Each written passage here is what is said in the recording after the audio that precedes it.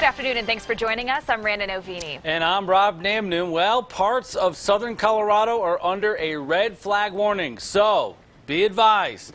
Don't go flicking cigarette butts out the windows and keep your eye on your barbecues. Here's a live look right now at North Academy and I-25. Traffic moving along well there. It's not quite as windy as it was yesterday, but Matt, still those red flag warnings in effect. Dry and not the kind of weather we like to see. That's right. When you get high wind, low humidity, and the fuels are dry, you will have red flag warnings, and that's what we've seen this afternoon.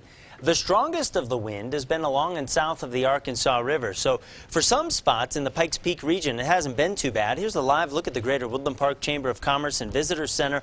Looking down Ute Pass, notice the trees aren't moving around there. We're reporting calm wind right now.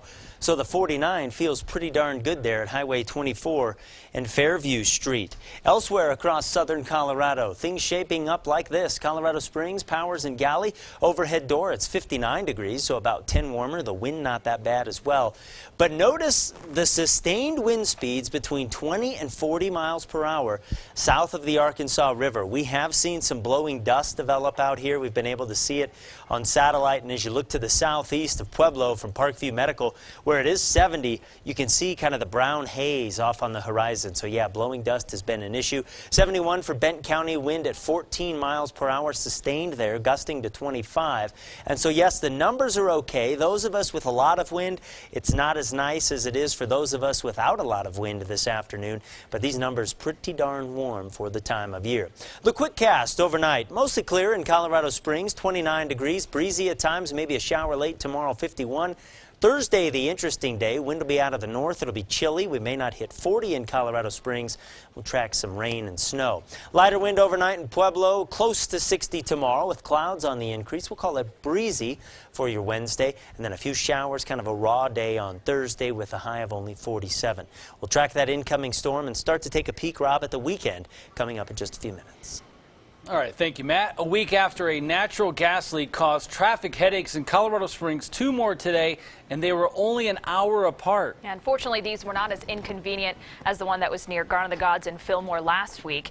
KRDO News Channel 13 Scott Harrison is tracking the status of both leaks. He joins us live near the intersection of South Tejon and Brookside. The story that's first at 4. Scott, those leaks have been sealed? Thankfully, they have been sealed, and we're giving you a look at the site of one of those gas leaks today here at South Tejon, just near the Brookside intersection. You can see traffic, not much of it right now. You've got traffic down to 1 lane in each direction rather than 2 right at this immediate area, but still it looks like traffic is going pretty well. No rush hour headaches to worry about.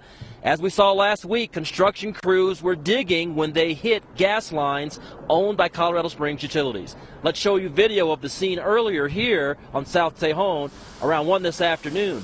The gas smell was very strong when we arrived. Firefighters knocked on doors to alert homeowners and business owners. The break that happened here but did back up traffic for a little while, but a neighbor says she wasn't too concerned. No, I think it appears that they handled it pretty well. They had all the people out here doing the right things to contain it or do whatever they needed to do. Then an hour before that, the first gas line broke at a construction site near Fillmore and Centennial. That's where the new Veterans Center is being built. Workers briefly evacuated from that area while that line was repaired. The good news, though, is the construction site is somewhat isolated, so the break didn't affect homes or businesses. So 2 good endings to 2 gas line breaks here in the Springs today. Now, the fire department often is the first to arrive at the scene of a gas line break, and they get here before Springs Utilities do. So that means that it's a firefighter who usually has to clamp that line before the utility crew gets here. And we'll show you how firefighters do that coming up tonight at 6. We're live in the Springs. Scott Harrison, KRDO News Channel 13. All right, thank you, Scott. Terminally ill people in Colorado could soon try drugs that aren't available to the public. It's in your Capitol report today. A bill that would allow it unanimously passed the House. Pharmaceutical companies must agree to supply the drugs. Then the FDA will review the person's application before approving or denying the drugs. That bill now heads back to the state Senate.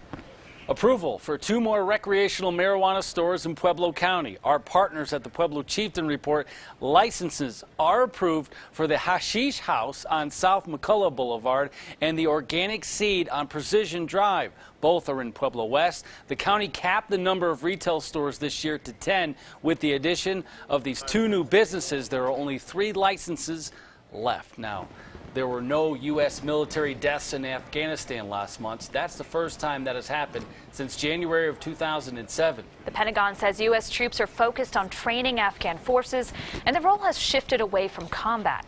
There are about 33,000 U.S. troops in Afghanistan right now.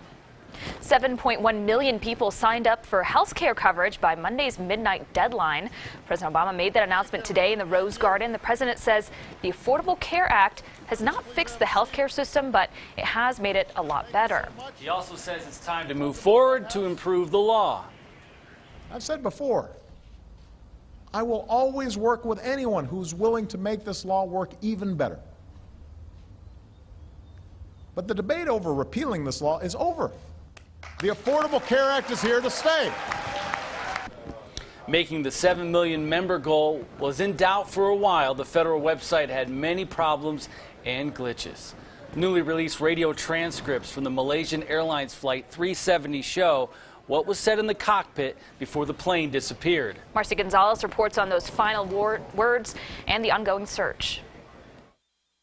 10 planes and 9 ships spent another day scouring the search area in the Indian Ocean, looking for any trace of Malaysia Airlines Flight 370. While on the ground, clarification of the final words recorded from the cockpit. Malaysia's Transport Ministry releasing a transcript of the flight's last voice transmission, revealing early the morning of March 8th, air traffic control told the Boeing 777 to climb to altitude on its path to Beijing. Instead of the pilot or co-pilot replying, "All right, good night," as the government initially claimed, the final words recorded from the cockpit before the plane disappeared were actually, "Good night, Malaysian 370. Another discrepancy still unexplained by Malaysian authorities. These seemed like very normal air traffic control transcripts. I didn't hear anything under it that was out of the usual. Investigators now conducting a forensic examination of that final conversation, trying to determine if it was the pilot or co-pilot speaking and if there were any signs of stress or tension in his voice.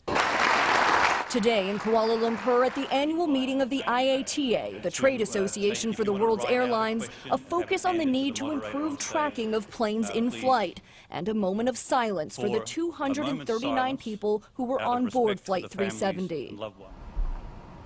As the search, with so much still unknown, continues.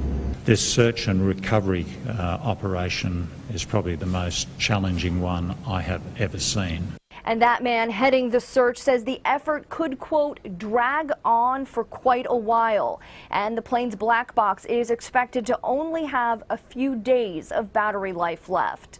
Marcy Gonzalez, News Channel 13. Thank you, Marcy.